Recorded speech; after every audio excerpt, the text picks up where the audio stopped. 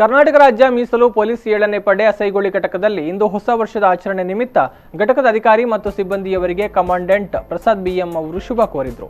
ಈ ಸಂದರ್ಭದಲ್ಲಿ ಘಟಕದ ಕವಾಯತು ಮೈದಾನದಲ್ಲಿ ಕೇಕ್ ಕತ್ತರಿಸುವ ಮೂಲಕ ಹೊಸ ವರ್ಷವನ್ನು ಆಚರಿಸಲಾಯಿತು. ಬಳಿಕ ಅಧಿಕಾರಿ ಸಿಬ್ಬಂದಿಗಳಿಗೆ ಪ್ರಸಾದ ಬಿಎಂ ಅವರು ಕೇಕ್ ಹಂಚಿ ಸಂತಸ ವ್ಯಕ್ತಪಡಿಸಿದರು.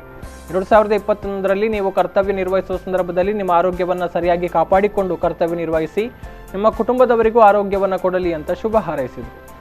ಈ ಸಂದರ್ಭದಲ್ಲಿ ಸಹಾಯಕ commandant Sharath MA, Hemakumara B, Raju, police inspector Krishnappa Poojary, Ganesh Nayaka, Ganesh Konabevu, police sub inspector Murali HS, Monnappa AP, Avinash S, Channiyappa Naika, Ashok P Shetty, Ganesh CP, Prabhakar ಮತ್ತಿತರರು ಜೊತೆಗಿದ್ದರು.